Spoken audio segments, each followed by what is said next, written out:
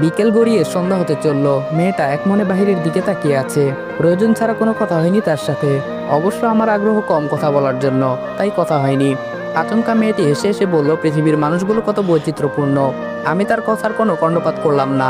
স্বাভাবিকভাবেই সামনের দিকে তাকিয়ে আছি। মেয়েটি বলল, আপনি দেখছি খুব অদ্ভুত। আমি বললাম, এখানে অদ্ভুতের কি আছে? মেয়েটি বলল, ভেবেছিলাম আপনার মনটা খুবই ভালো, কিন্তু আপনি যে একঘরে টাইপের কে জানতো। আমি বললাম, এক্সকিউজ মি, কি বলছেন? মেয়েটি বলল, আমি মানুষটা কালো হলেও সত্যি কথা বলতে কোনোদিন পিছু পা হই না। আমি বললাম, আমাকে একঘরে বললেন কেন? মেয়েটি বলল, একটা মানুষ পাশে বসে আছে, সে কি জীবিত আছে না মৃত সেটাই তো আপনি বলতে পারবেন না, আপনি এমন কেন? আমি বললাম, আমি এমনই। মেয়েটি বলল, আপনি কথায় কথায় এত রাগ দেখান কেন? মেয়েটার কথায় একটু ভড়কে গেলাম। অপরিচিত মানুষের সাথে মেয়েরা এত আগ বাড়িয়ে কথা বলতে পারে, সেটা আগে জানা ছিল না আমার। নিজেকে একটু শান্ত করে বললাম, আপনি কিন্তু। মেয়েটি বলল, আমি কি? আমি বললাম, কিছু না। মেয়েটি বলল, আমি খুব মিশুক স্বভাবের মানুষ। আমি চুপচাপ থাকতে পারি না বেশিক্ষণ। অবশ্য অপরিচিত মানুষের সাথে কথা বলি না, কিন্তু আপনার সাথে কথা বলতে কেন যেন ইন্টারেস্টিং লাগছে। আমি বললাম, আমার মাঝে সবাই বদমেজাজ খুঁজে পায়, আর আপনার ইন্টারেস্টিং লাগছে, কি অদ্ভুত। মেয়েটি বলল, শুনেন, একটা কথা বলি। আপনার মাঝে বদমেজাজ আছে সেটা মানছি, তবে আপনার মাঝে সুন্দর একটা মনও আছে। মেয়েটার কথা শুনে আমি রীতিমতো স্তব্ধ। এমন কথা কারো মুখ থেকে এই প্রথম শুনলাম। মেয়েটা কথাটা বলেই বাইরের দিকে মুখ ফিরিয়ে মুচকি মুচকি হাসছে। অস্বীকার করব না, মেয়েটার গোছালো দাঁতগুলোর হাসিটা দেখার মতো। আমি একটু কড়া হয়ে বললাম, সুন্দর মন দেখলেন কোথায়? মেয়েটি বলল, এই যে। দুষ্টু লোকগুলো যখন আমার দিকে অন্যরকম ভাবে তাকিয়েছিল, এটা আপনার কাছে ভালো লাগেনি, তাই সাদের সিটটা ছেড়ে দিলেন। এ থেকে কি বোঝা যায়? মেয়েটা কিভাবে বুঝতে পারলো আমি বুঝলাম না, তবে সে বিচক্ষণ আর বুদ্ধিমতী, ভালোই অনুমান করতে পেরেছি। তবুও আমি একটু কঠিন সুরে বললাম, দাঁড়িয়েছিলেন তাই সিটটা ছেড়েছি, এর মানে এটা নয় যে আমি ছেলেটা ভালো। মেয়েটি বলল, সেটা তো দেখলাম।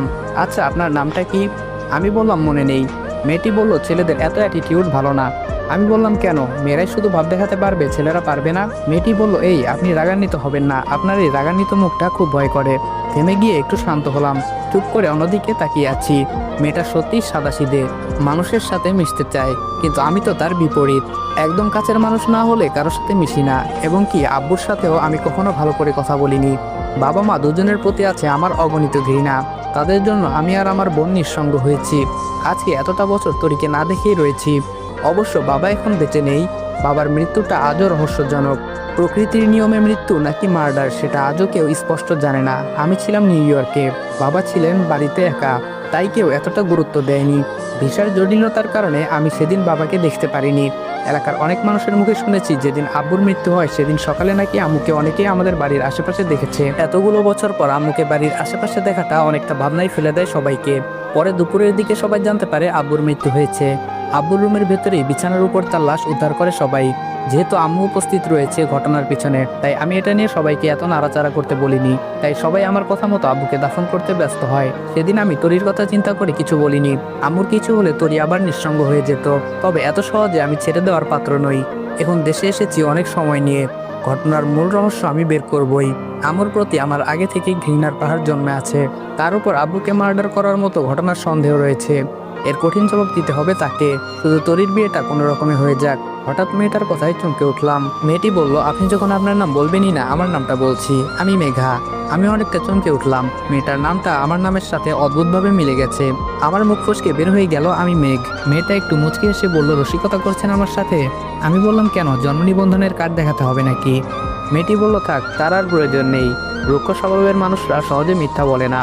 কথাটা বলেই সে জিভে কামড় দিল। আমি রাগী দৃষ্টি নিয়ে মেয়েটার দিকে তাকিয়ে রইলাম। মেয়েটার মুখে ভেসে উঠেছে এক অদ্ভুত ছাপ, ভয় আর চাপা মুচকি হাসি।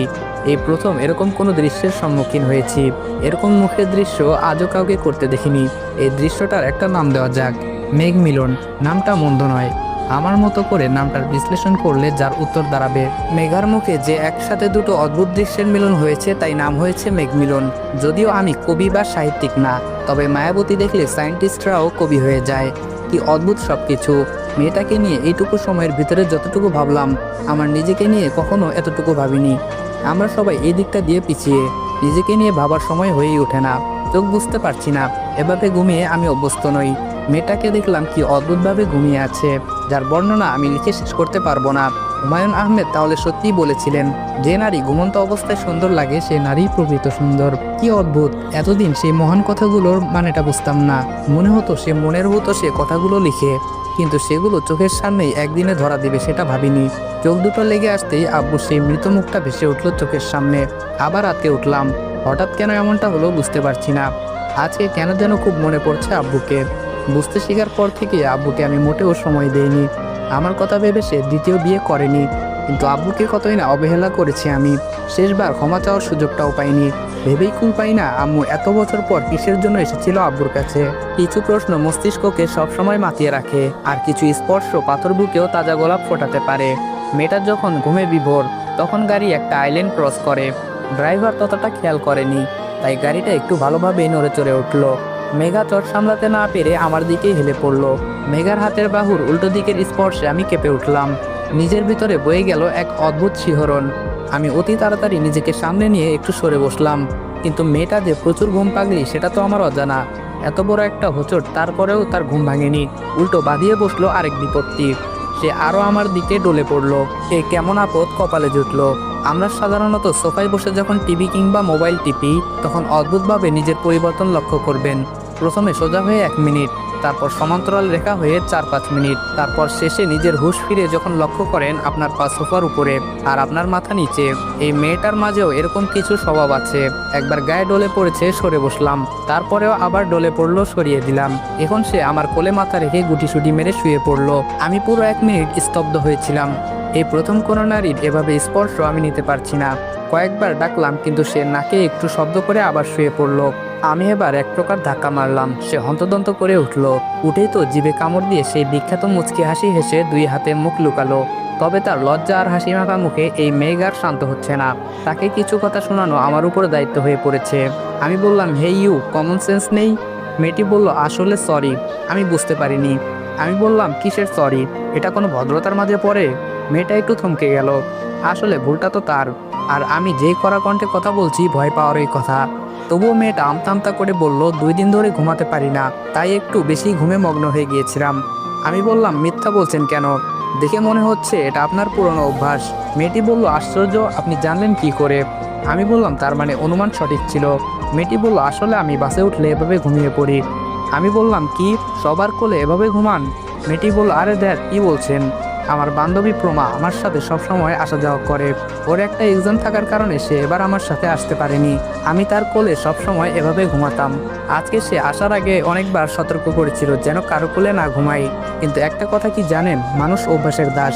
আমি বললাম, ইটস ওকে, ইন ফিউচার সাবধান, যখন আপনার বান্ধবীর বিয়ে হয়ে যাবে তখন। মেয়েটি বলল, সেটা তো ভাবিনি, মনে হচ্ছে নতুন অভ্যাস করতে হবে। আমি বললাম, তার আর দরকার নেই, এই অভ্যাস চালানোর জন্য আমার কাছে একটাই বুদ্ধি আছে, চাইলে দিতে পারি। মেয়েটি বলল, ওয়াও, প্লিজ তাড়াতাড়ি বলেন। আমি বললাম, বাসে ওঠার সময় 5 টাকা দিয়ে দড়ি কিনে নেবেন। সিটে বসার পর 2 হাত পুরো শরীর জানালার গ্রিলের সাথে বেঁধে রাখবেন। 2-3 বার ট্রাই করলে ইনশাল্লাহ আরোগ্য পেতে পারেন। মেয়েটি বলল, ঠাট্টা করছেন? আমি বললাম, সঠিক যেটা সেটাই বললাম। আজকে আমি ছিলাম, কালকে অন্য কেউ থাকবে, তবে সবাই আমার মতো না, কেউ না কেউ সুযোগ নেবে। তখন হাজার কিছু করলেও সে দাগটা মুছবে না। আশা করি কি বোঝাতে চেয়েছি বুঝতে পেরেছেন। মেয়েটি বলল, আচ্ছা, একটা জিনিস তো বাকি পড়ে আছে। আমি বললাম, কি? মেয়েটি বলল, বাসের ভাড়া, আপনাকে তো টাকাই দেওয়া হয়নি। আমি বললাম, আমাকে কি আপনার বাসের হেল্পার মনে হয়? মেয়েটি বলল, তা কেন মনে হবে? আমি বললাম, তাহলে চুপ করে বসে থাকেন। মেয়েটি বলল, দেখুন, আমি পৃথিবীতে কারো পাওনা অপূর্ণ রেখে যেতে চাই না, আপনাকে টাকা নিতে হবে। আমি বললাম, ওহ তাই? মেয়েটি বলল, আমি বললাম, তাহলে হিসাবটা হয়ে যাক। মেয়েটি বলল, কিসের হিসাব? আমি বললাম, এই সিটের ভাড়া 500, আপনি 3 ঘন্টা যাবৎ আমার সাথে ছিলেন, টাকা দেননি। 500 টাকার সুদ 3 ঘন্টায় 600 টাকা, তার চক্রবৃদ্ধি আছে। মেয়েটি বলল, সুদ দেওয়া নেওয়া অন্যায়। আচ্ছা, কত হয়েছে বলেন, তবুও আমি দিয়ে দিচ্ছি। আমি বললাম, যাওয়ার সময় হিসেব করে বলবো। মেয়েটি বলল, ঠিক আছে।